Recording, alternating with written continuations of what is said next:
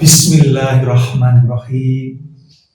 Kaifa takfuruna billah wa kuntum amwatan fa ahyaakum summa yumitukum summa yuhyikum summa ilaihi turja'un. Quran surat Al-Baqarah ayat 28.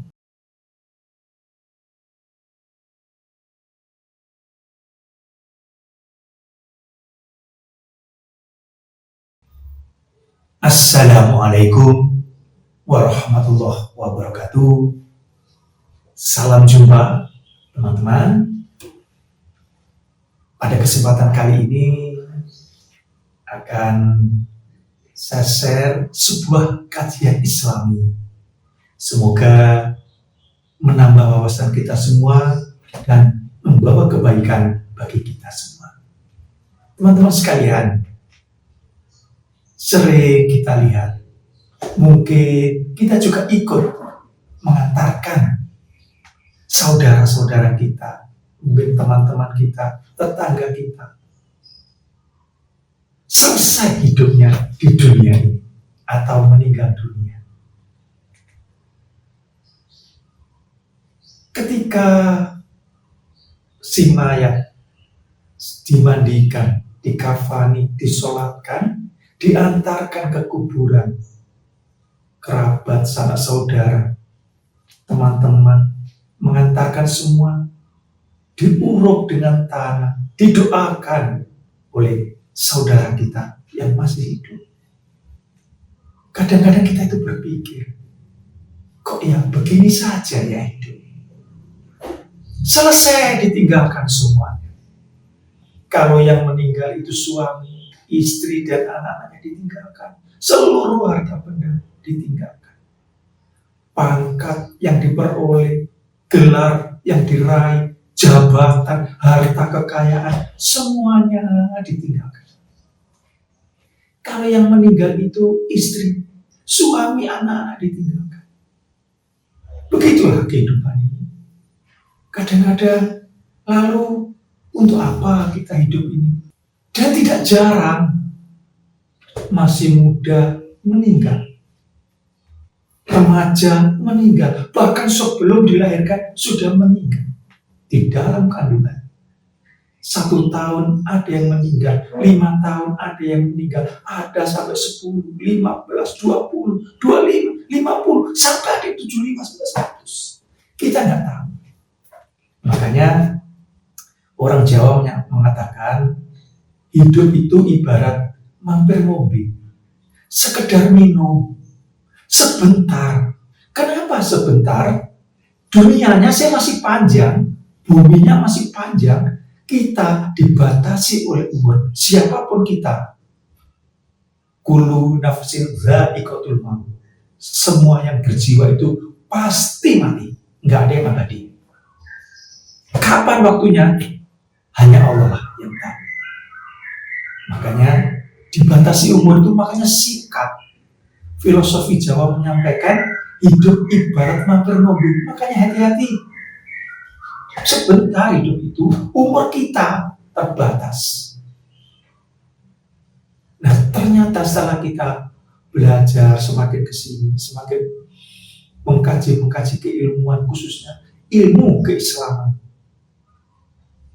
ternyata mati yang kita lihat tadi saudara kita, teman-teman kita, keluarga kita, dan hidup yang kita alami sekarang di dunia ini, ternyata kita mengalami 2 kali masing-masing. Apa maksudnya? Yaitu mati kita itu 2 kali akan mengalami kematian, hidup juga kita akan mengalami 2 kali kehidupan. Mana dasarnya? Kalau kita buka Al-Quran, HP tinggal buka, dalam surat Al-Baqarah ayat 28, Allah berfirman, Bismillahirrahmanirrahim.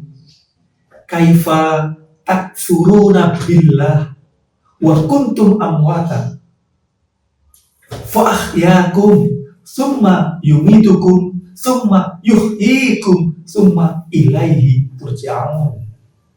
Quran surat Al-Baqarah ayat 28. Yang artinya, mengapa kamu kafir kepada Allah? Padahal kamu tadinya mati. Yang pertama. Lalu Allah menghidupkan kamu. Hidup yang pertama. Kemudian kamu dimatikan. Mati yang kedua. Dan dihidupkan kembali. Hidup yang kedua.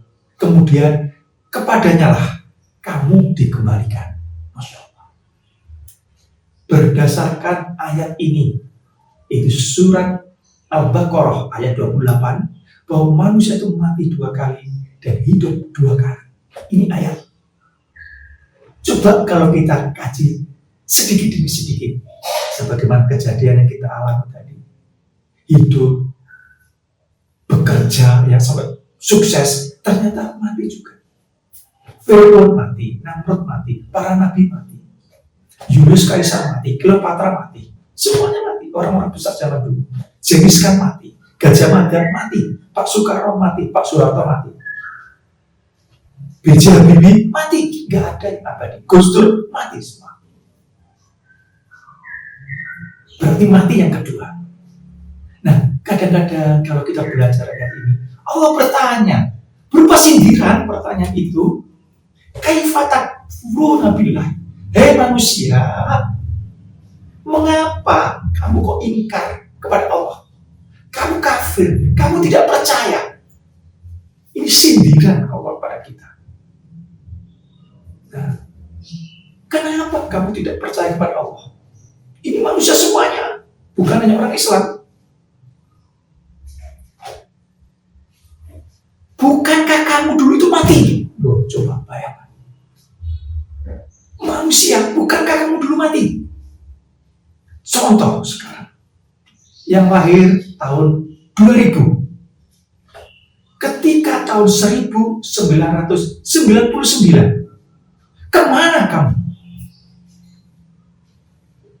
Tidak ada. Yang lahir tahun 2005, kemana tahun 2004? Tidak ada. Berarti ketiadaan itu, itulah mati. Berarti kita tidak ada di bumi ini, tidak ada di dunia. Itu mati yang pertama. Berarti hakikatnya adalah terpisah antara roh dengan jasad. Itulah kematian yang pertama. Diingatkan pada Allah. Dulunya kamu itu mati. Bukankah kamu itu mati sebelumnya? Belum dipertemukan antara jasad dengan roh. Gitu aja kok sombong ibaratnya. Gitu aja kok kafir kepadaku, kepada Allah.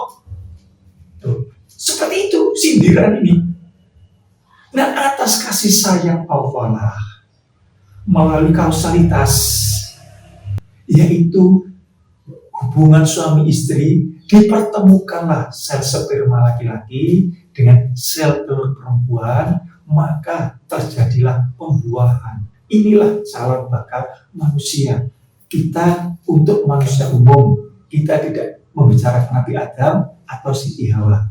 Ini manusia secara umum melalui proses kelahiran ibu, yaitu pembuahan sel sperma dengan sel telur. Sel sperma laki-laki itu miliaran jumlahnya. Mana yang jadi? Hanya satu.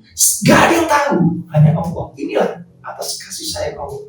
Mau dihidupkan kita ini sampai terjadi pembuahan selama 4 bulan di dalam kandungan seorang ibu, ditiupkan roh, dipertemukan dengan jasad yang ada di dalam kandungan. Inilah dimulai kehidupan yang pertama. Seperti itu. Wa kuntum amwata, bukankah kamu mati? Fahyatum, lalu dihidupkan. Ini dimulai kehidupan yang kedua. Di saat umur 4 bulan inilah ketetapan diri manusia diberikan. Lahir tanggal berapa, namanya siapa, rezekinya gimana, jodohnya siapa, kematiannya atau umurnya berapa, ditetapkan. Bahkan sampai nanti bagaimana masuk surga atau neraka sudah diberikan semua ketetapan. Ada yang di dalam kandungan mati sebagaimana yang saya sampaikan tadi. Ada umur 1 tahun, 5 tahun, 10, ada yang 25, 50, dan seterusnya. Makanya orang Jawa mengatakan, urip iku sak dermo nglampahi. Hidup itu sekedar menjalankan ketetapan. Nggak ada yang mencegah dari kehendak Allah itu. Nggak ada satupun. Cuma kita tidak tahu. Hanya Allah yang tahu. Diingatkan kita, inilah hidup yang kedua. Di dalam kandungan. Summa yumitukum. Lalu kamu dimatikan. Mati yang kedua. Hidup yang pertama dimulai dalam kandungan 4 bulan sampai lahir ke bumi. Terserah nanti umurnya berapa. Akhirnya dimatikan. Sebagaimana yang kita lihat tadi di pengantar. Kita antarkan jenazah atau mayat ke kubur. Hidup yang kedua, mati yang kedua. Sudah terlaksana. Summa yuhyikum. Lalu akan dihidupkan kembali di akhirat. Nah, apakah selesai hidup? Nah, inilah teman-teman yang perlu kita sadari. Summa ilaihi turja'un. Kepada Allah akan dikembalikan. Jadi dari ayat ini, sebelumnya itu kita mati atas kasih sayang Allah, kita dihidupkan di bumi ini. Lalu kita dimatikan. Nah, ketika dihidupkan yang kedua ini, akan dimintai pertanggungjawaban. Wong becik ketitik, wong olok ketorong. Siapa yang menanam padi akan tumbuh padi, yang menanam rumput akan mendapatkan rumput. Faman ya'mal mithqala dzarratin khairan yarah, wa may ya'mal mithqala dzarratin syarran yarah. Al-Quran mengatakan, ada yang mengatakan lagi orang Jawa, mundur uang pakerti, memetik hasil perbuatannya sendiri. Teman-teman kita yang lain mengatakan adalah memetik karena perbuatannya sendiri. Jadi hasil perbuatannya, kausalitas. Inilah nanti akan pertanggungjawaban. Itu artinya kepada Allah dikembalikan. Kemana? Kalau dikembalikan pada Allah itu 2 tempat pasti atau 2 alamat pasti, surga dan neraka. Kemana kita? Terserah bagaimana Allah menghendaki. Tapi ada kausalitasnya, yaitu melakukan perbuatan baik, amal soleh, mengikuti perintah Allah, menjalankan semua perintahnya, meninggalkan semua larangannya. Insya Allah kembali kepada Allah, masuk surga.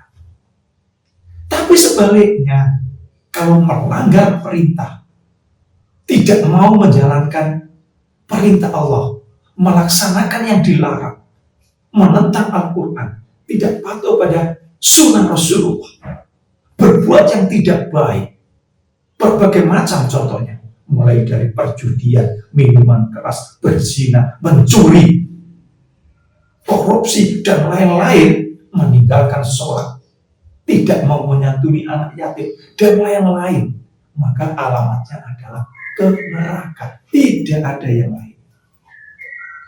Ini diingatkan dalam ayat ini. Kaifa takfuruna billahi wa kuntum amwata fa ahyakum tsumma yumitukum tsumma yuhyikum tsumma ilaihi turja'un.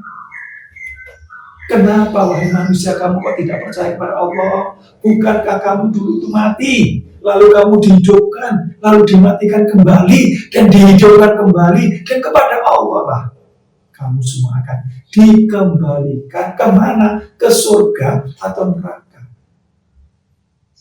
Nah, dengan begini, teman-teman sekalian, ternyata begitu ya hidup ini. Tidak sia-sia hidup. Berarti kalau ada pertanyaan, dari mana kita, sedang berada di mana, dan kemana, inilah ayat yang bisa menjawab. Mati, dihidupkan, dimatikan kembali, dihidupkan kembali, menuju 2 alamat, surga dan neraka. Dan semoga kita semua teman-teman, siapapun kita, pasti mengalami kematian, gelar, jabatan, pangkat, anak, istri, keluarga, semua akan ditinggalkan. Tinggal amal yang kita bawa. ilmu yang bermanfaat, anak-anak yang soleh dan solehah.